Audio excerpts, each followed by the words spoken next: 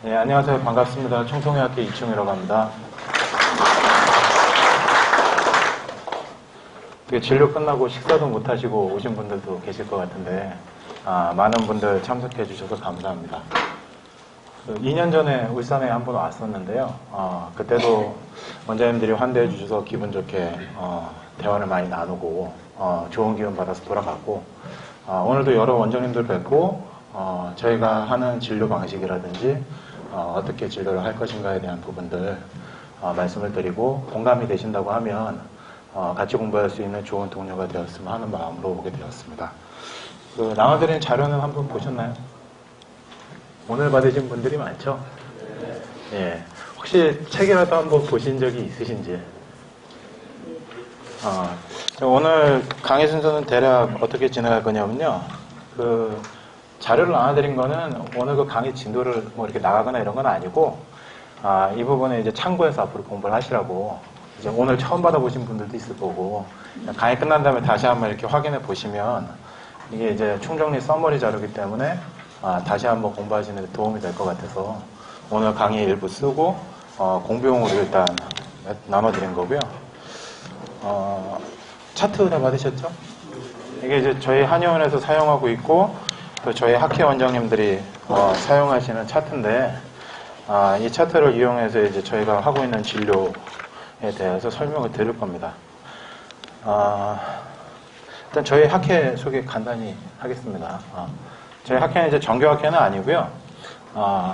같이 공부하시는 원장님들이 이제 친목 겸 학술을 목표로 해서 공부를 하고 있는 단체라고 생각하시면 되고요. 저희 학회에서 주요 활동은 2달에 한 번 정도 정기 모임을 갖고 학술 발표를 하고 있습니다.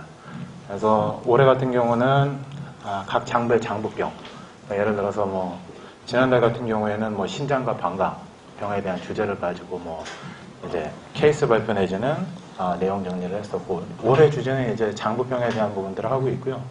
작년에는 이제 질환별 정리에 대해서 또 했었고, 그래서 이제 2달에 한 번 정도 이렇게 정기적인 모임을 갖고 다른 원장님들 치료하신 케이스에 대해서 공유도 좀 하고, 또 이제 간접 정보를 얻어서 그 환자들이 왔을 때 어떻게 내가 한번 환자를 볼까 하는 여러 가지 좋은 의도의 뭔가 계기가 될 수 있는 학술 발표회를 2달에 한 번 진행하고 있고요.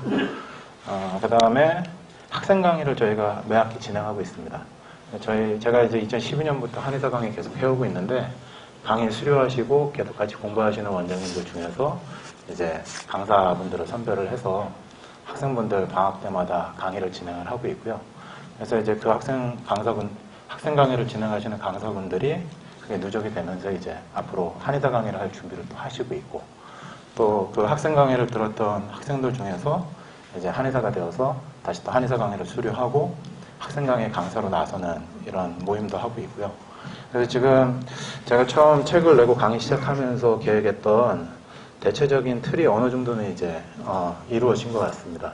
이제 제가 강의를 하지 않더라도 저희 학회 활동을 하면서 정기적인 학술 모임을 하고, 그다음에 매년 이제 학생 강의를 진행을 하면서 학생들 중에서 공부할 수 있는 학생들을 또 공부를 시키고, 또 그 학생 강의를 준비하면서 그 한의사 원장님들이 이제 수강을 받던 입장에서 이제 강의를 또 하시게 되면 이게 또 굉장히 또 새로운 경험이 되고 실력 향상에 도움이 되거든요. 그래서 이런 순환 시스템을 어느 정도 갖추어 놓은 상태고요. 그 다음에 이제 서울에서 계속 제가 강의를 하다 보니까 지방에 계신 분들이 강의 듣기 좀 어려우신 점들이 많아서 이제 저희 학회, 총통 아카데미라는 인터넷 강의 사이트도 만들어서 지방에 계신 분들이 강의를 들을 수 있도록 여러 가지 시스템을 구비해 놔서 이제 관심 있으신 원장님들이나 아니면 공부하고 싶은 학생들은 누구나 이제 하려고 하는 마음만 있으면 참여해서 공부를 해볼 수 있는 시스템을 갖추어 놨거든요. 그래서 오늘 제가 드리는 말씀을 한번 들어보시고 이렇게 하면 공부하는 게 좀 더 재밌을 수 있겠다. 또 진료가 어떻게 보면 매일 반복되고 좀 매너리즘에 빠질 수 있는데 이렇게 하면 매너리즘에서 좀 벗어나서 재밌게 공부하고 재밌게 진료할 수 있는 계기가 될 수 있겠다라는 마음이 드시면 함께 참여해 주셨으면 하는 바람입니다.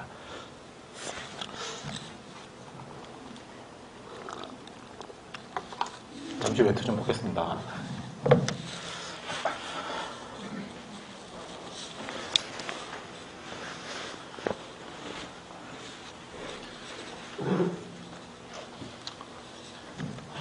항상 처음 강의를 와서 처음 강의 시작할 때가 항상 좀 떨리기도 하고 뭔가 대면대면하기도 한데 시작하기에 앞서서 뭐 간단한 질의응답 해보도록 하겠습니다. 혹시 오시기 전에 저희 뭐 총통치법 책이라든지 아니면 진료에 대한 뭐 취업내라든지 아니면 자료를 보시고 의문점이 있으셨거나 이런 부분들에 대해서 궁금하다 하시는 분들은 잠시 질문을 해주시면 제가 간단하게 대답을 하고 약간 좀 서로 친해지는 시간을 좀 갖고 그 다음에 실제 진료하는 방법, 진료 차트 보는 방법 이런 거 설명을 드리도록 하겠습니다. 혹시 질문해 주실 분 있으신가요? 편하게 어떤 질문도 좋고요. 예. 진료 중에 과거형 밑에 부분, 예시는 부분에 원장님 본인이 다 이렇게 하시는 거예요? 아니면 현실적으로 제가 다 하기는 어렵고요. 여기 보시면 맨 마지막에 정신기혈이라고 나와 있는 부분이 있죠. 그 부분은 제가 문진을 하게 되고요. 그 위에 부분은 예진을 볼 때 간호사가 보게 됩니다. 이런 거 좋습니다. 실질적인 부분들. 물론 이제 그 원장님이 다 하시면 좋아요. 근데 이제 시간적인 여유가 되시면 처음엔 다 하시는 게 좋고요. 근데 이제 환자 대기 시간이라든지 여러 가지 상황상 좀 어려움이 있다고 하면 그 위에 부분은 간호사가 이제 체크를 해서 저희한테 넘겨주게 되고요. 그 다음에 이제 위에 나와 있는 부분들 중에 되게 주요 사항들이 있어요. 근데 이제 그 해보셔서 알겠지만 간호조무사님들이 저희의 의도를 확실하게 파악하지 못하고 전달을 제대로 못하잖아요. 그러니까 이제 확실하게 물어봐야 될 부분들, 예를 들어서 한열 편차라든지 아니면 조수 편차라든지 우리가 진단할 때 있어서 꼭 필요한 부분들은 다시 문진을 또 하게 됩니다. 그래서 이제 정신계열에 대한 문진도 무조건 다 하는 건 아니고요. 이제 전체적인 몸 상태에 대해서 확인을 하고 뭐 예를 들어서 이 사람이 간병 환자인 것이 유력하다라고 생각이 되면 그와 관련된 문진을 또 하게 되죠. 지금과 같은 질문 좋네요. 자, 뭐든지 좋습니다. 몇 가지 질문을 좀 해주시고 제 긴장을 좀 풀어주시면 제가 좀 더 좋은 강의를 울산이 멀어요 좀. 한 4시간 정도 걸리는 거리인데 항상 이제 올 때 좀 즐겁게 오고 있어요. 중간에 좀 쉬기도 하고 오늘은 뭐 경주 불국사 가서 산책도 좀 하고 바람 좀 쐬다 왔는데 그래도 장거리이다 보니까 약간 멍멍한 느낌이 있어요. 제 긴장도 풀어주실 겸 또 궁금한 내용도 한번 실제로 풀어보실 겸 질문 좀 해주시죠. 예. 잘 모르는 사암침법 좀 잘 보이는데요. 예. 소통의학이 기존의 사암침법 예. 다른지. 예, 좋은 질문입니다. 예. 베이스가 예. 자, 사암침법과 저희 총통침법은 일단은 오행혈을 치유 수단으로 사용한다. 그러니까 이제 침 처방이 있잖아요. 그럼 이제 사암침법에는 뭐 예를 들어서 간정격, 뭐 심정격 이런 식으로 이제 이 상생상극을 이용해서 정격과 승격에 대한 처방을 이렇게 만들어놨지 않습니까? 그러니까 이제 사암침법이라는 침법은 이 오수혈과 오행혈 관점에서 오행혈 관점을 채택을 했고, 그리고 이제 침 처방을 선정하는 과정에 있어서 상생상극이라는 방법을 사용을 해서 대표적인 침법들을 구성을 하게 되죠. 그러니까 이제 침법을 처방하는 방법이 이제 그렇게 진행이 되어 있는데, 저희 총통침법 같은 경우는 일단은 오수혈의 관점이 아니라 오행혈의 관점에서 오행혈을 사용한다는 것은 동일한데 침법을 구성하는 방법이 일단 전혀 다르고요.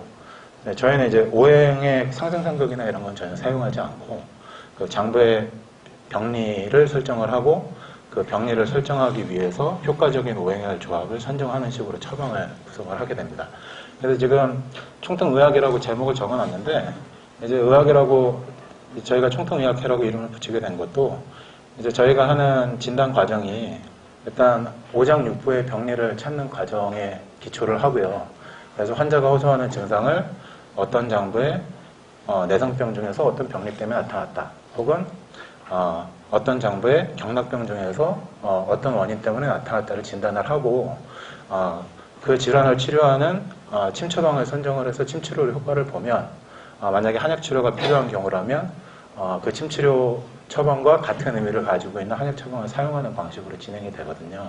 그러니까 이제 구체적인 이 사용 방법이라든지 전략 전술이 좀 다르다고 할 수 있습니다. 뭐 쉽게 비유를 하자면 뭐 축구팀이 굉장히 많죠.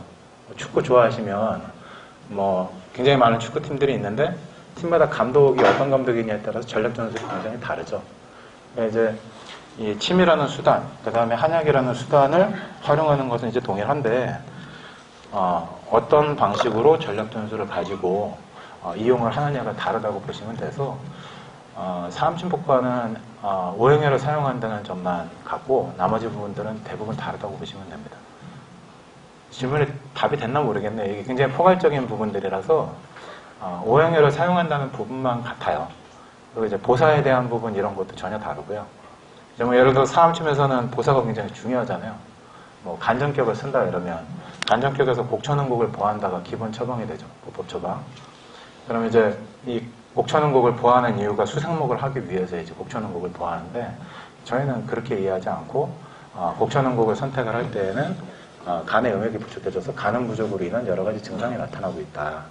뭐 예를 들어서 간음 부족 증상의 대표적인 경우는 눈이 많이 건조하다든지 아니면 뒷목이라든지 어깨가 많이 뭉친다든지 그로 인해서 얼굴 쪽에 혈액순환이 안 되면 안면에 경련이라든지 두통이나 어지럼증이 온다든지 뭐 팔다리에 쥐가 나거나 저린다든지 이런 증상을 호소할 때 이제 간음 부족이라고 인식을 하고 곡천은곡이라는 처방을 선택을 하거든요.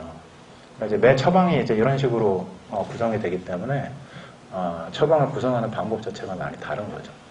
보사에 대한 관점 이런 것들이 없습니다.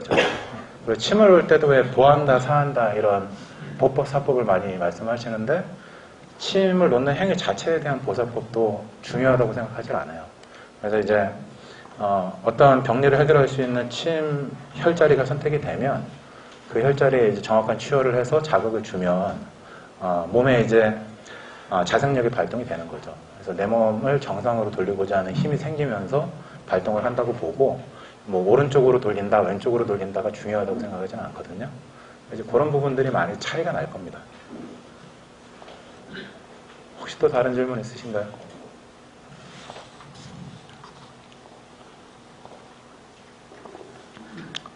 조금이라도 빨리 제 긴장을 풀어주셔야 좋은 강의를 시작할 수 있습니다. 예.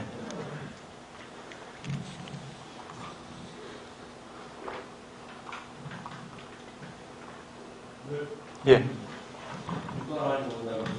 예, 반갑습니다. 예. 경락 유주 있지 않습니까? 예. 뭐 상심성, 그다음에 또 우리 원래 저는 그렇죠. 원심성과 구심성이 있죠. 두 가지로. 순환성 유주랑 구심성 유주가 있죠. 예.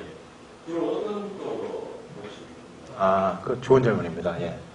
이제 이게 이제 영주 경맥편의 유주랑 소문에 나와 있는 정확하게 지금 편명이 기억이 안 나는데 유주가 조금 차이가 있죠. 하나는 구심성으로 말초에서 안으로 순환되는 유주의 흐름이 나와 있고 우리가 이제 흔히 알고 있는 유주는 순환성 유주, 그렇죠? 폐부터 시작해서 대장을 거쳐서 위장 이런 식으로 진행이 되는데 이게 이제 책을 보고 고민을 하거나 학문적으로 고민을 하면 답이 없어요, 사실. 그래서 결국은 임상을 통해서 어떤 반응이 나타나나 검증을 하게 되는데 제가 그동안 경험한 바에 의하면 두 가지 다 맞아요. 근데 두 가지 다 틀리기도 해요. 그래서 이제 저는 경락유주 순환을 어떻게 생각하냐면 보통 이제 뭐 영수보사 이런 얘기를 하면서 이제 유주를 강의 흐름으로 막 설명을 하잖아요. 강의 한 방향으로 흐른다. 그게 경락의 흐름이다.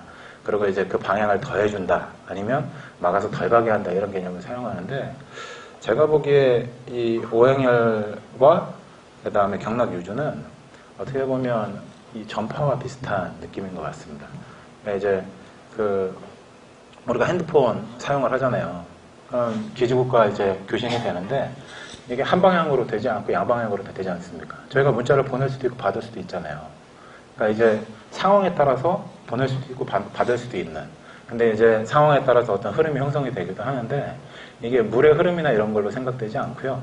그냥 양쪽으로 유기적으로 연결되어 있는 전파의 흐름 정도로 생각이 되고 이 오행혈이 중요한 이유는 이 오행혈을 자극을 하면 전파를 증폭할 수 있는 기지국 역할을 한다고 생각을 해요.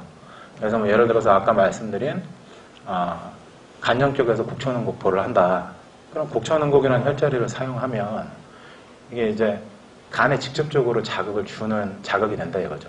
이게 곡천은곡을 침을 놓으면 거기서부터 간경에 흘러가서 어떤 흐름이 진행이 되는 게 아니라 곡천은곡이라는 자리에 침을 놔보면 그런 흐름이라고 하기에는 너무 즉각적인 반응들이 많이 나타나거든요. 침을 놓고 침에 뭐 제삽을 한다든지 아니면 염전을 하는 그 10초, 20초 사이에 눈이 축축해진다든지 아니면 어깨가 시원해지면서 뭉친 부분이 풀린다든지 종아리가 그 자리에서 풀린다든지 이런 즉각적인 반응이 나타나요. 그래서 이거를 단순하게 물이 흘러가는 흐름이라고 생각하기에는 너무 단순하고요. 이제 옛날 사람들 같은 경우에 그렇게 생각할 수 있었겠죠. 근데 이제 지금 우리가 핸드폰을 사용하는 전자시대에 살고 있기 때문에 그렇게 이해하는 것이 가장 적합하지 않나. 뭐 그렇게 이해하고 있습니다. 일단은 반응이 너무나 빠르고 즉각적이거든요. 그래서 어느 하나로 생각하면 답이 없어요, 사실. 그래서 구심성이기도 하고 순환성이기도 하고 또 원심성이기도 하고.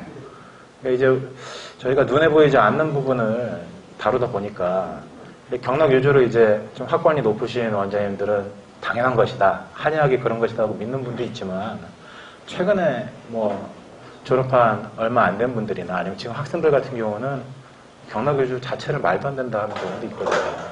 그럼 이제 이렇게 실존하는 것이라고 믿고 그냥 쓸 것이냐, 아니면 눈에 보이지 않으니까 해부적으로 밝힐 수도 없으니까 그냥 도태시키고 말 것이냐의 기로에 놓이게 되는데, 이건 이제 실제 임상에서 활용을 했을 때 바로바로 즉각적인 효과가 나면 의미가 있는 거거든요.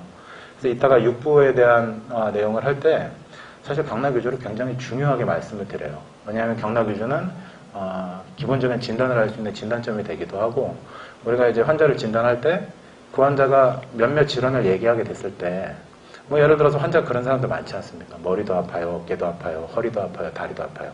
근데 그게 다 같은 질환인 경우가 많단 말이죠. 동시에 치료할 수 있는 질환인 경우가 많아요. 그걸 알 수 있는 게 이제 가장 단순한 진단도 이제 경락 위주를 보고 진단할 수 있는 방법이 있는 거기 때문에, 그게 이제 뭐 구심성이냐 원심성이냐 실제 있느냐 없느냐 이런 건 아무도 모르는 거고요. 일단 믿고 사용을 해보면 너무 즉각적으로 효과가 나기 때문에 굉장히 의미가 있다. 이 정도로 생각해 주시면 좋을 것 같습니다. 제가 또 말씀해 주시죠. 조금씩 이제 긴장이 풀려가고 있어요. 한 5분만 지나면 괜찮을 것 같습니다, 이제. 예. 제가 시동이 조금 늦게 걸리니까 양해해 주시고. 예. 아까 질문 것 중에 있었는데요. 예. 개념을 이렇게 잡으실 때 예. 어떤 식으로 이거를 개념을 잡고 계신지, 예. 그 개념이 어떤 개념인지요? 예. 정립을 하실 때 예. 기존의 한의학적인 개념, 예. 다른 부분이라든지 예. 예. 동의학의 독창적인 부분, 예. 예. 그로 인해서 예. 반박받는 부분, 예. 이런 것들을 예. 주장을 할 수 있잖아요. 그렇죠, 예. 네, 그 논거가 있는지, 예. 맞으니까 예. 임상적으로 경험했다, 이게 예. 논거가 되는 건지, 아. 강조적으로 어떤 자, 일단은, 기준을 참고하시는지. 이제 한의학을 하는 방법이 여러 가지가 있는데요. 지금 말씀하신 대로 문헌적인 근거가 있으면 가장 하기가 쉽고 좋습니다. 그렇죠?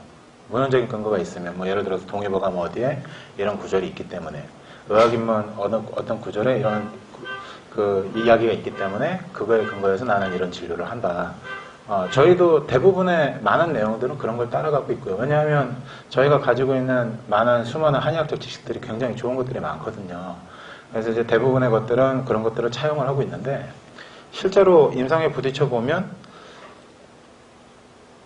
그 문헌에 나와 있지 않아서 좀 당황스러운 병리들, 해결되지 않는 질환들, 이런 부분들이 좀 있어요. 이제 저 같은 경우는 이 전체적인 틀을 구상을 할 때 어떤 식으로 구상을 했냐면, 일단은 제가 생각하는 한의학은 인체를 오장육부를 중심으로 보고, 오장육부의 순환이 정상적으로 이루어지면 몸이 건강하게 별로 불편한 증상 없이 살아갈 수 있는 거라고 생각을 하고, 오장육부에 내성병이 온다든지 장부에 어떤 문제가 생겨서 혹은 경락병이 온다든지 하면 뭔가 불편한 증상이 나타나면서 이제 병리적인 여러 가지 상황이 되는 거거든요. 그래서 이제 이걸 해결하기 위한 방법을 찾자가 이제 기본적인 설정이었고요.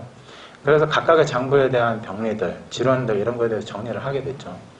그리고 이제 대부분의 그런 경우에 문헌적인 근거가 있는 경우도 상당히 많은데 없는 경우도 또 상당히 많더라 이거죠. 그래서 이제 없는 경우는 어떻게 접근할 것이냐. 뭐 예를 들면 이런 게 있습니다. 뭐 우리가 이제 뭐 폐와 비장의 병리를 할 때 담은 병리가 굉장히 익숙하죠. 그러니까 폐라는 게 이제 저담죽이고 비장이라는 게 상담지원이니까 운화가 잘 안 되면 담음이 생긴다는 건 너무 당연한데, 그 기존 문헌을 보면 신장의 담음 이런 얘기는 찾아보기가 좀 어려워요. 신장의 담음이라는 얘기 들어보셨나요? 지금 질문하신 원장님. 별로 기존 문화에서 못 들어보셨죠? 근데 실제로 신장 환자를 치료를 해보면 신장의 담음으로 인해서 정상적인 정의 조달이 안 되면서 나타나는 골병 환자들이 굉장히 많이 나타나요. 그러니까 이 사람은 이제 타고나기를 정부적으로 태어난 건 아닌데 그 섭생을 잘못하다 보니까 육부나 비장의 문제가 생겨서 원어장애가 생기면서 이제 뭐 위장의 식적이나 아니면 대장의 조시라든지 아니면 수불 아니면 뭐 방광의 문제들 아니면 소장의 어혈 이런 부분들이 생겼는데 그게 이제 황수로 모이게 되면 신장으로 통하는 이 정의 공급 통로를 막으면서 이 정부족이 있는 사람과 비슷한 골병들이 많이 나타나거든요. 근데 이제 이런 부분들을 어떻게 볼 것이냐 생각을 해보니까 저로서는 답이 없더라고요. 또 기존 문헌들을 확인해봐도 답이 잘 안 나오는데 그러면 생각을 오장이라는 게 정상적인 생리활동을 하면 정신기혈로 이제 순환을 하는데 비장이라 폐에 담음이 생긴다면 신장에는 담음이 생길 수가 없느냐. 그러면 신장에 담음이 생길 수 있다고 생각하고 신장에 모인 담음을 해결하는 방법으로 치료를 해보자. 이랬을 때 효과가 있으면 어느 정도 설득력이 있는 거 아닙니까?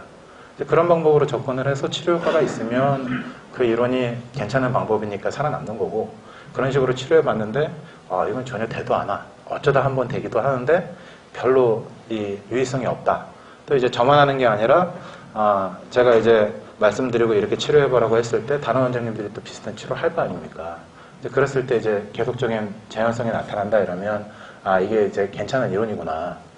기존에 신장에 담음이라는 문헌이 없었지만 신장에도 담음이 정체가 되면 문제가 될 수 있는 거니까 그 담음을 해결하면 정부족 환자보다는 조금 더 용이하게 치료할 수 있겠구나. 이런 식으로 하나씩 알게 돼 가는 거죠. 뭐 예를 들어서 그 문헌에 예전에 이제 뭐 역대 의가들을 보면 그 신장의 열흘에 대해서 문제를 뭐 주단계처럼 삼은 경우도 있긴 한데 이제 명대에 내려오거나 쭉 우리가 배우는 한의학에서는 신양을 하는 관점이 주요하고 신장의 열흘이라는 관점이 중요하지가 않죠. 질문하신 원장님 혹시 신장의 열흘로 인해서 각종 문제들이 생긴다는 문헌 근거를 보신 적이 있나요? 거의 없습니다. 예. 그 기존 종합의서라든지 이런 것들을 확인해 봤을 때 신장의 열흘 때문에 신장에 문제가 생긴다는 얘기는 거의 없어요. 근데 이제 예전에 종합의서가 나왔던 시대적인 상황과 우리 현재 시대적인 상황을 생각해 보면 굉장히 다르잖아요. 일단 여름에 차가운 거 마음대로 먹을 수 있고, 그죠? 그리고 겨울에 따뜻한 것도 마음대로 먹을 수 있고, 밤에 안 자도 되고, 여러 가지 이 생활이 다르기 때문에 신장에 열흘로 인한 환자들이 굉장히 많아요. 그러니까 이제 밤에 잠 안 자고 밤샘하면서 뭐 게임하고 아니면 주색잡기를 한다든지 여러 가지 문제로 인해서 신장에 열흘이 생긴 환자들이 굉장히 많은데 그 신장에 열흘이 생긴 환자들이 신장계통에 염증성 질환을 호소하는 경우가 굉장히 많거든요. 그래서 그런 경우에 침치료를 했을 때 굉장히 빠른 효과를 보이고요. 또 한약 처방을 했을 때에도 양호에 비해서 상당히 좋은 효과를 보여요. 근데 이제 이런 부분들이 기존 문헌에는 없지만 그 오장의 한열 조습 편차라는 거는 저희가 이제 뭐 배운 것들, 익숙한 것들은 쉽게 이해가 되지만 익숙하지 않은 부분들이 좀 낯설어서 그렇지 거기에 비추어도 생각해보면 이해가 되는 부분들이 많잖아요. 간에 열흘은 있는데 왜 신장에 열흘은 없습니까? 있을 수 있다 이거죠. 그러니까 이제 이런 식으로 하나씩 만들어 가는 거죠. 그래서 이게 실제로 침을 놨을 때 제가 예를 들어서 허리 염좌로 환자가 왔어요. 허리 염좌로 왔는데 보통 우리가 신장요통 환자는 대부분 은은하게 허리가 아프고 아침에 일어나면 허리가 뻐근하고 또 자고 싶어도 오래 잘 수가 없고 허리가 이렇게 굴신분리나 굴신자통을 호소할 만큼 아프지는 않은 걸로 생각하고 있잖아요. 그래서 우리가 보통 신호요통이라고 얘기를 하죠. 근데 환자가 왔는데 허리를 제대로 피지도 못하고 이렇게 쩔뚝쩔뚝 하면서 들어와요. 그리고 허리를 한번 구부려봐라 이러면 통증을 심하게 호소하고 근데 제가 확인해 보니까 그분이 이제 신수가 뚜렷하게 오른쪽에 뭉쳐 있다든지 혹은 신수가 아니더라도 배꼽 주위에 황수가 뚜렷하게 뭉쳐 있다든지 그리고 이제 확인해 보니까 전중의 아통이 되게 뚜렷하다. 이 사람은 신장의 열흘 때문에 지금 신장의 일시적인 염증 상태 그것 때문에 신장에 오그라들어서 지금 염자가 심하게 온 거라고 이해할 수 있거든요. 이런 경우에 영국 녹음을 써보면 쉽게 해결이 돼요 되게. 그 자리에서 영국 녹음 침을 놓으면 이 구부려서 펴지지 못했던 허리가 쉽게 펴지는 경우가 상당히 많이 있거든요. 그래서 뭔가 이제 기존의 뭐 신장의 요통은 대략 이런 것이다. 뭐 이런 선입견들을 가지고 접근하면 신장으로조차 보기 어려웠던 것들이 이게 뭐 밤에 스트레스 받고 화병 때문에 잠 못 자고 이러면서 이제 잠을 못 자다 보니까 평소에 체열이 높았던 사람이 심장에 열울이 생겨서 또 심장이나 심포에 열울이 생기면 신장으로 많이 내려가요. 왜냐하면 신장 유주를 보면 마지막에 락심, 주용종 이런 식으로 끝나죠. 신장 유주 혹시 기억하시나요? 예. 마지막에 심장과 심포가 이제 서로 상하 적경 관계이기도 하고 그 다음에 표리 관계로 엮여 있는 부분이 있는데 실제로 임상에서 확인해 보면 심장이나 심포의 열울이 신장으로 가서 신장의 열성 질환, 염증성 질환 일으키는 경우가 굉장히 많거든요. 이제 이런 사람들한테 침을 쳤을 때도 즉각적이고 뭐 지무항백을 분약으로 하는 신장계통의 약들을 썼을 때 굉장히 빠른 치료 효과를 보이거든요. 근데 이제 뭐 6미라든지 8미 아니면 우기용 같은 거 쓰던 관점에서 생각을 할 때 지무항백을 12g, 16g 분약으로 써서 약 처방을 한다고 그러면 굉장히 생소하죠. 아니 신장의 양계를 끌 것도 아니고 이런 처방을 할 수가 있느냐. 근데 그 사람의 체열이 높고 신장이 여러 상태면 얼마든지 쓸 수 있다 이거죠. 그러니까 이런 부분들은 이제 없는 내용이라서 조금 당황스러우실 수도 있는데 대체적으로 제가 하는 부분들은 오장육부의 전체적인 이 부분들을 기본적인 생리에 맞추어서 그 다음에 한혈조섭에 맞추어서 그 다음에 그 장부에서 중요한 정신기혈에 맞추어서 이제 해석을 하는 쪽으로 설계를 하고 하나씩 검증해 나가고 있는 단계인데 지금 제가 이제 뭐 강의에서 말씀드리는 부분이나 아니면 자료로 나눠드린 부분은 어느 정도는 제한성이 검증이 된 부분은 설명을 드리고 있고요. 아직 모르겠는 부분은 또 계속 하고 있는 거죠. 그렇게 이해해 주시면 될 것 같습니다. 해보시면 재밌는 게 많아요. 생각도 못했는데 이게 너무 잘 된다. 이거 정말 특이하다 할 만한 부분들이 많아서 제가 처음에 말씀드린 게 진료가 재밌고 공부가 좀 재밌어야 이게 한의사가 즐겁거든요. 근데 맨날 환자가 오면 아픈 데다 침 넣어줘야 되고 그 다음에 심지어는 여기다 놔라 여기다 놔라 하면 그것도 놔줘야 되고 뭐 일상이 좀 짜증날 수 있는데 그렇게 안 하고 내가 내린 진단과 이 병리적인 근거로 침을 2개나 4개만 놓고 환자한테 확인을 할 수 있는 부분들 그 다음에 그걸로 환자를 끌고 갈 수 있는 부분들 이런 부분들이 조금 진료를 재밌게 할 수 있는 요소들이 되기 때문에 뭐 한번 해보셨으면 좋겠다는 거죠. 자, 아까 질문 있으시면 해주실까요? 자, 지금 이런 것도 좋은 것 같습니다. 어차피 새로운 내용들이 막 나오니까 예, 계속 해주시면 좋을 것 같습니다. 예. 예. 침하고 약을 이렇게 저희들이 병행을 많이 하는데 예. 하나님은 대학 판단은 침으로 하면 약 한 번도 대표하는 이런 판단도 있고 예. 또 다르게 약을 반드시 써야 되는 판단도 있고 근데 이제 개인적인 질문인데 원장님께서 예. 판단에 와서 바로 침으로 예. 잘 치료하겠다 안 예. 예. 그런데 이제 약을 좀 해달라. 예. 그렇게 하면 어떻게 생각하나요? 이거 좋은 말씀인데요. 이건 이제 아마 연차에 따라서 답변이 좀 다르게 될 것 같습니다. 뭐, 1, 2, 3년 차 때의 생각과 뭐 5년 차 이상의 생각, 10년 차, 15년 차의 생각 좀 다를 것 같은데, 제가 임상 초기에 제일 많이 했던 고민이기도 합니다. 제가 처음 개업할 때는 그 진료의 목표를 일단은 모든 환자를 침치료로 치료하자가 1차적인 목표였고요. 그 다음에 침 처방과 침 치료에 대해서는 어느 정도 이제 구상과 어느 정도의 재난성 이런 것들이 확인이 됐다고 생각해서 자신이 좀 있는 상태였는데 약 처방은 구성은 해놨지만 현실적으로 실제로 사용했을 때 효과를 보지 못한 부분들이 굉장히 많았어요. 그래서 이제 처음 같은 경우에는 침 치료로 무조건 효과를 보고 약은 환자가 꼭 지어달라고 할 때까지 기다리자.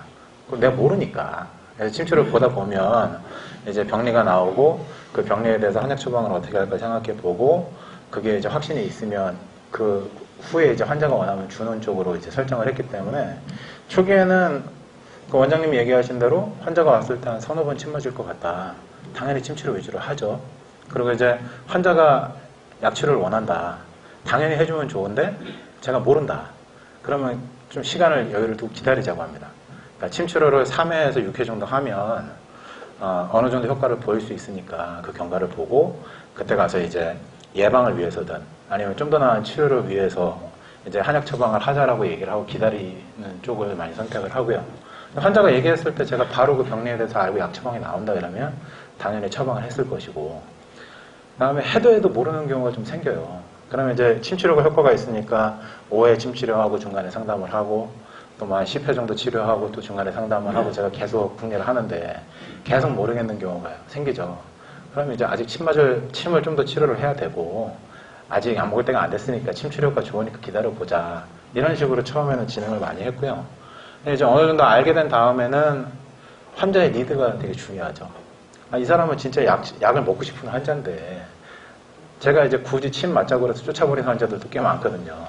근데 침치료를 많이 원하지 않으면 확실하게 효과 날 수 있는 초반에 한두 번 침치료를 해주고 내가 이제 이 약에 대한 효과를 책임질 수 있으니까 약 처방을 해서 효과를 보면 좋은 거니까 그 대신에 이제 이 약 처방을 해드렸을 때 한 달 사이에 이제 어떤 변화가 나타날 테니까 그 부분에 대해서 체크를 해보자고 목표 설정을 반드시 합니다. 그리고 한 달 뒤에 와서 목표 진찰을 하고 그 원인이 없어졌는지 확인을 하고 그 다음에 약 처방해 줄 때 예를 들어서 1, 2, 3번 증상이 대략 30-40% 호전되는 게 있어야 되는데 그게 있는지 확인해 보자. 이걸 이제 설정해 두고 치료 진행을 하죠. 그래서 이제 침치료와 한약치료는 사실 같이 들어가는 게 제일 좋고 여러 가지 효과가 있는데 다들 고민이실 거예요. 이제 한약을 적게 하고 싶은 한의사는 없죠. 한약 처방을 많이 하고 싶고. 근데 이제 많이 하고 싶은데 한약 처방을 내가 하고 싶다고 무조건 할 수 있는 것도 아니고.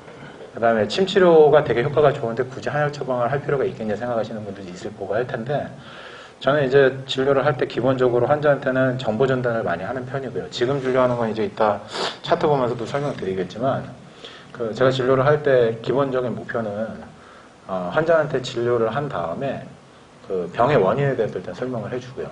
예를 들어서 뭐 납침 환자가 왔습니다. 흔히 납침 환자가 많이 오잖아요. 뒷목을 못 움직이고 들어와요. 그러면 이제 이 환자를 어떻게 볼 것이냐 굉장히 중요하거든요. 그럼 어떤 분들은 이걸 이제 근육적으로 접근을 해서 목적에 뭐 승모근을 풀어준다든지 기립근을 풀어준다든지 아니면 TP를 찾아서 해결해 주시는 분도 있을 거고 아니면 이걸 경락적으로 봐서 이게 소장경의 문제구나 아니면 삼초경의 문제구나 이거 해결해 주시는 분도 있을 거고 다양한 방법들을 쓰실 텐데 이제 저 같은 경우는 항상 장부의 문제를 확인하기 때문에 이게 이제 저의 관심은 이제 이게 어떤 경락의 경락병인가 그 다음에 이게 경락병이기만 한 것이냐 장부병까지 가지고 있는 내상병이냐 이게 관심이 가고요. 그 다음에 이 환자의 전체적인 몸 상태는 어떨 것이냐 오장 중에서 약한 부분은 어디냐 육부 중에 막혀있는 부분은 어디냐가 이제 중요하다고 생각을 해요. 그래서 한강 환자가 오면 첫 번째 진료하는 게 일단은 환자가 호소하는 제일 중요한 거는 아파요잖아요. 어디가 아프다. 아픈 부분에 관심 가져주기 바랍니다. 그래서 이제 고개를 좌우로 돌려봐라 아니면 앞뒤로 돌려봐라 했을 때 환자가 아프다는 부분을 확인을 해요. 일단 대부분 뭐 뒷목이 아프다든지 아니면 어깨 여기가 아프다든지 아니면 등 쪽 견갑골 사이가 아프다든지 이렇게 부위를 짓게 되는데 그 여러 가지 동작을 했을 때 같은 부위가 계속 아픈 경우가 있고요. 동작을 할 때마다 부위가 좀 달라지는 경우가 있죠. 그러면 문제가 되는 경락이 두 군데일 수도 있겠구나 아니면 한 군데일 수도 있겠구나 확인을 하고요. 그 다음에 이제 견진을 합니다. 견진. 여기 이제 그림을 보시면 뒤에 견갑골 아마 여기 나눠드린 자료에도 있을 텐데 여기 보시면 그 견생관절 끝에 거골이라는 대장경락의 경혈이 있고요. 그 다음에 천종이라는 소장경락의 경혈이 있고 그 다음에 가운데는 이제 견정 담의 경혈입니다. 그리고 이제 견정 뒤에 천료라는 경혈이 있는데 천료와 견정이 거의 유사한 아픈 반응이 나타나기 때문에 같이 활용을 하거든요. 그럼 한강 환자가 왔다 이러면 견진을 하면서 이 세 가지를 반드시 확인을 해야 돼요. 그래서 이제 거골의 아통이 나오게 되면 이 사람은 대장의 경락병의 환자구나. 그 다음에 견정의 아통이 나오면 이 사람은 삼초에 문제가 있는 경락병 환자구나. 천종의 아통이 뚜렷하면 이 사람은 소장의 경락병이 있는 환자구나 하고 생각을 하죠. 이렇게 생각을 한 다음에 뭘 해봐야 되냐면 이제 이게 이제 근육이 뭉쳐서 아픈 거냐 아니면 힘줄이 수축이 돼서 아픈 거냐 아니면 염증이 생겨서 아픈 거냐 이런 게 중요하잖아요. 대부분 이제 한강 환자가 오게 되면 근육이나 힘줄 수축으로 인해 염증이 생긴 경우가 대부분이에요. 그래서 이제 확인해 보는 게 어깨 주위에 승모근 주위에 근육을 주물러 봅니다. 그래서 어깨를 주물러 봤는데 주물렀는데 시원한 게 아니라 악소리가 난다. 이거는 이제 근육이 수축이 돼서 문제가 되는 경우가 대부분이라고 보시면 되고요. 어깨가 아프다고 그래서 어깨를 주물러 봤는데 어깨는 전혀 안 아파 근육. 승모근 안만 주물러 봐도 시원하다고 해. 이거는 근육에 문제가 전혀 없는 경우죠. 안에 있는 힘줄이 수축된 경우란 얘기예요. 그래서 이 두 가지를 구분을 하고 그다음에 환자가 통증을 심하게 호소한다는 건 대부분 염증이거든요. 그럼 이제 어깨에 대한 견진을 하고 환자의 기육 상태, 그다음에 이 통증의 호소의 양상 이런 걸 확인하는 것만으로도 예를 들어서 대장의 경락병 중에서 경근병인데 염증성이다. 이런 진단이 기본적인 진단이 나오게 되죠. 그래서 선혈을 하는 겁니다. 이런 경우에.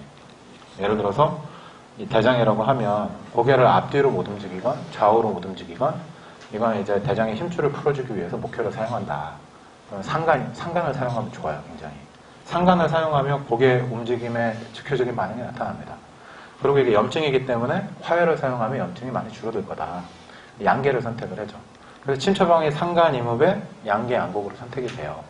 그럼 이제 환자한테 그냥 침을 놓는 게 아니라 이런 걸 설명을 해주고 침을 놓습니다. 이제 요것만 치료한다고 했을 때 환자분은 지금 이 어깨에 뒷목이랑 어깨를 연결하는 힘줄이 여러 개가 있는데 뭐 대장이라는 얘기는 할 필요가 없어요. 하면 이상한 경우가 많습니다. 대장이 안 좋아서 뒷목이 뭉쳤다 이러면 이상한 사람 취급당할 수가 있어요. 이건 이제 나중에 그 대장에 내상병이 있는 경우에 얘기를 하고 그냥 쉽게 설명할 때는 아까 눌러서 아팠던 어깨 끝에 이 견쇄관절 사이에서 힘줄이 뒷목으로 이어지는데 이 힘줄이 오그라들다 보니까 지금 뒷목을 못 움직이는 거다. 힘줄이 뭐냐면 고무줄처럼 길게 연결되어 있는 근육이랑 뼈를 연결해주는 부분인데 그게 쭉쭉 늘어나야 우리가 이렇게 움직일 수 있다.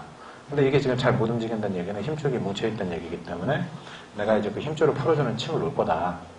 그래 놓고 이제 상간에 침을 놓은 다음에 움직여봐라. 확인을 하는 거죠. 상간 이후에 침을 놓고 움직이는데 환자가 요만큼밖에 못 움직이던 게 많이 수월하게 편해졌다. 이러면 이제 힘줄 뭉친 게 침 치료를 통해서 일시적으로 풀린 거니까 침 맞는 동안에 고개를 살살 계속 움직여주면 힘줄이 점점 부드러워지면서 이완이 될 거다. 이렇게 설명을 해주죠. 그러면 이게 그냥 어깨에다 침 놓은 거랑은 차이가 좀 많이 생기겠죠. 제가 어느 부위에 힘줄이 뭉쳐서 지금 그걸 풀어주는 침을 놓겠다고 얘기를 하고 침을 놓으면 부드러워진다고 얘기를 했는데 침을 놓은 다음에 실제로 부드러워진다. 침 잘 놓는다고 생각할 겁니다, 아마. 그리고 이제 양계양곡에 침을 놓기 전에 지금 이제 움직이는 건 좀 편해졌지만 지금 통증이 많이 있는 거는 염증이 좀 일시적인 염증이 심해져서 그런 거니까 염증은 왜 심해졌냐면 환자분이 움직이기 힘든 거는 힘줄이 뭉쳐서 쓰지 말란 얘기인데 계속 움직였지 않느냐. 그러니까 그 상태에서 뭉친 상태에서 움직이니까 염증이 생긴다. 양계양곡을 쓰면 이제 이게 줄어드니까 이제 힘줄의 염증을 줄이는 침을 한번 놔보겠다 하고 양계양곡을 썼을 때 통증이 상당히 감소가 돼요. 그럼 이제 환자의 신뢰도가 높아지는 거죠. 또 예를 들어서 환자가 염증이 심하지 않으면 통증 자체가 그렇게 심하지 않습니다. 그러니까 이제 움직일 때 막 이렇게 아파요 이런 소리는 안 내고요. 이 염증이 심하지 않고 근육이 많이 뭉쳐 있으면 뻐근하고 뭉치고 무겁다는 얘기를 많이 할 때가 있죠. 한강 환자인데도 양상이 좀 다르잖아요. 이런 환자들은 어깨 근육을 이렇게 승모근 주위를 주물러 봤을 때 소리를 지르는 경우가 많아요. 많이 아프다. 너무 뻐근하다. 이런 경우에는 이 염증이 아니기 때문에 양계 같은 혈자리들이 거의 의미가 없거든요. 이제 이럴 때는 이제 환자한테 얘기를 해주죠. 아까 이제 힘줄에 대한 설명을 드렸고, 이제 근육이라는 건 우리가 이렇게 주물렀을 때 만질 수 있는 이런 살 부위에 해당이 되는데, 여기가 뭉치면 뻐근하고 무겁고 뭔가 불편한 느낌이 들고 움직임에도 제한이 올 수 있다. 그럼 이 근육을 뭉친 걸 풀어주는 침을 놔볼 테니까 이 침을 맞고 어깨를 주물러 볼 테니까 통증이 어떤지 한번 확인해 보고, 아니면 제가 주무르지 않더라도 지금 어깨가 무겁다고 느끼면 침을 놓은 다음에 가벼워지는지 확인 한번 해봐라. 그리고 이제 이 기육을 풀어주는 토열, 곡지를 쓰게 되죠. 곡지 3리에 침을 놓은 다음에 실제로 확인해 보면 어깨가 상당히 부드러워집니다. 이제 이런 진료를 1차적으로 하는 거예요. 근데 이제 여기서 진료가 끝나면 안 돼요. 그러면 재미없는 진료를 계속 하게 돼요. 보통 이제 어떤 방법을 사용하든지 간에 한강 환자를 잘 치료하지 못할 원장님들은 별로 없어요. 이게 이제 아시아에 침을 놓든 아니면 TP를 치던 뭐 근육학을 하던 아니면 정경침을 쓰던 뭘 하든 간에 한강쯤은 쉽게 해결할 수 있단 말이에요. 어느 정도는. 근데 대부분 거기서 진료가 끝나는 게 문제란 얘기죠. 거기서 진료를 끝내시지 말고 이제 어깨에 대한 견진도 확인을 하고 또 한강 중에 이제 이 슬진을 통해서 뒤쪽 배부에 이제 이 삼초경이나 방광경의 문제 때문에 이 한강이 오는 분들도 있기 때문에 이런 부분도 확인하고 그 다음에 이제 복부 진찰을 통해서 이런 부분들 확인을 해요. 이제 육부에서는 이런 복진을 합니다. 여기 나와 있는 이 부분을 보시면 여기 노란색 부분이 중환이죠. 그러니까 육부에서는 뭘 보냐면 육부라는 거는 입에서부터 이 전음 후음으로 이어지는 하나의 관이라고 이해를 하시고 이제 우리가 음식을 먹으면 지나가는 겁니다. 수국을 흡수하면 지나가는데 이 지나가는 과정에서 운하가 일어나요. 비장의 운하력을 빌려서 운하가 일어나면서 이제 여기서 진액을 흡수를 하면 이게 오장으로 들어가서 정신기혈이 되는 건데 육부는 이제 지나가기만 해야지 막혀서 문제가 되면 병이 생긴다 이거죠. 그럼 이제 내상병이 생기는 건데 육부는 복부를 진찰해 보면 어디가 막혔는지 되게 쉽게 알 수 있습니다. 그래서 이제 여기 노란색 중환 부위를 확인을 해보면 이게 이제 중환이 위장의 시작 아닙니까? 육부에서 부이기도 하고 중환을 눌러봤는데 뭔가 근육이 뭉쳐있는 것처럼 병결이 있거나 통증을 많이 호소해요. 위장에 뭔가 막혀있다 이거죠. 이게 이제 식체일 수도 있고 아니면 중환에 압통이 있는데 체기 못 느끼는 환자 중에 이 조수편차가 있어서 붓는다든지 염증이 있는 사람도 있거든요. 뭔지는 모르지만 위장에 문제가 있다 이거예요. 이 중환에 압통이 있으면 위장에 내상병이 있다 이렇게 이해를 하고 요 밑에 빨간색 수분이라는 혈자리가 있습니다. 수분이라는 혈자리도 이제 인맥의 경혈인데 저희는 이제 3초의 중만증을 확인할 때 이 수분을 사용을 해요. 이 수분의 이 3초의 중만증을 뭘로 이해하냐면 3초에 생기는 체기로 이해를 하는데 이 위장의 반응, 이 중환의 반응처럼 수분의 그런 식적 반응이 많이 나타나요. 그럼 여기에 이제 문제가 있으면 이 3초에서 체기가 생긴 거구나 이런 이해를 하고 이 천초의 반응이 나타나면 이건 대장의 모혈이죠. 이 사람은 그러면 대장에서 이 진해 흡수가 잘 안 되면서 수불이 정체가 돼 있거나 아니면 조시가 있으면서 변비가 있을 수도 있겠다. 이런 이제 내상병에 대한 진단을 한단 말이죠. 또 배꼽 아래에 이제 관음과 성분이 있는데 이 부분을 확인하고 소장에 어혈이 있는지, 소장의 어혈로 인해서 어떤 내상병이 있는지, 아니면 이 성문에 문제가 생기면서 3초에 스불이 있는 건지, 아니면 요 밑에 있는 거 중국입니다. 방광의 모혈. 여기에 이제 반응이 있으면 방광과 관련된 내상병이 있다는 의미가 되기 때문에 이런 부분까지 진찰을 해요. 그래서 이 사람이 내상병 환자인지 경락병 환자인지 판별을 합니다. 그럼 예를 들어서 제가 아까 거골압통이 있는 환자를 이제 상간이라든지 양계라든지 아니면 복지를 사용해서 이 한강에 대한 치료를 쉽게 해줬는데 이 환자가 만약에 천추에 압통이 있단 말이에요. 천추에 압통이 있는데 배 상태를 확인해 보니까 배둘레음이야. 배가 좀 나왔다는 얘기죠. 그리고 수불의 양상이 어느 정도 뚜렷한 것 같아. 배도 나와 있고. 그리고 이제 대변 상태를 보니까, 이 차트에 보면 대변, 소변 상태가 기본으로 있죠. 대변을 보니까 하루에 3, 4회 본다고 그러고 염변 경향이 있고, 자기는 약간, 그 과민성 대장증후군이 있다. 이런 얘기를 하면, 아니면 3, 4일에 한번 변비가 좀 심하다. 자기는 토끼처럼 동글동글하게 대변이 나오거나, 아니면 대변 볼 때 출혈이 있어서 불편하다든지, 아니면 뭐 평상시에 땀이 많이 나거나, 콧물이 많이 나는 비염이 있다든지 이런 이제 내상병과 관련된 소인이 있으면 대장 얘기를 이제 하는 거예요. 처음부터 대장 얘기를 하면 안 되죠. 처음에는 그냥 환자가 이해할 수 있게 뒷목에서 어깨로 이어지는 힘줄 혹은 근육 이런 부분이 뭉치거나 염증이 생겼다라는 설명을 하시면 되는데 이 내상병의 관점에서 문제가 생긴다 하면 대장에 대한 설명을 해주는 거예요.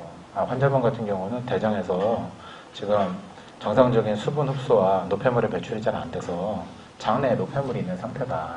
이 장내에 노폐물이 있게 되면 이게 이제 염변 경향으로 설사를 자주 보거나 아니면 피부가 습하거나 아니면 지금 불편하다고 하는 콧물의 문제를 유발할 수 있는데 이렇게 대장에 문제가 있는 사람이 아까 뭉쳤던 힘줄이 잘 뭉친다.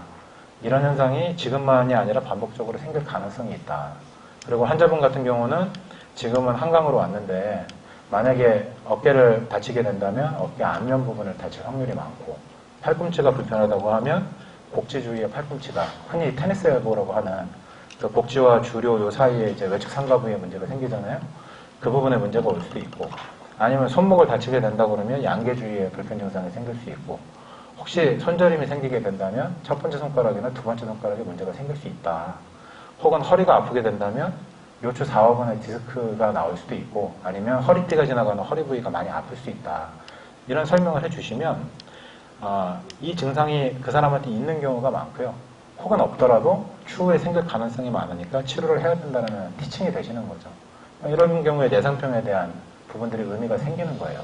그럼 이제 환자 입장에서는 내가 뒷목이랑 어깨가 아파서 왔는데 그거만 침치료하고 해결하는 게 아니라 그거는 당연히 치료하는데 몸 상태 확인을 해보더니 내가 대장이 안 좋다는 사실도 알게 되고 대장이 안 좋으면 나타날 수 있는 증상이 있는데 실제로 내가 그게 불편한 증상이야. 그러면 뒷목이랑 어깨도 쉽게 치료해 줬으니까 그 증상도 쉽게 치료해 줄 수 있지 않을까.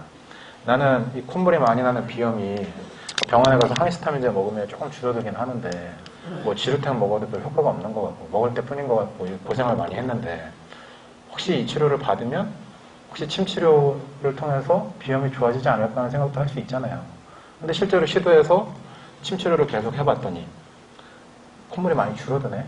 아니면 과민성 대장증후군인 줄만 알았는데 대변이 상당히 편해지네 이러면 이 사람이 우리 팬이 된다 이거죠. 그러니까 이제 간단한 이런 육부의 경락병, 내상병 진단만으로도 이 사람을 평생 환자로 만들 수 있는 여러 가지가 생겨요. 그러니까 이런 걸 하셔야 돼요. 한강 환자가 오던, 발목 염좌 환자가 오던, 요통 환자가 오던 그 환자가 불편하다는 질환을 해결해 주는 건 당연한 거고요. 그걸 못하면 일단 밥 먹고 살기가 어렵죠. 근데 그거는 기본이고 이 내상병의 부분이 있다면 이런 부분을 반드시 확인해서 치료해 준다.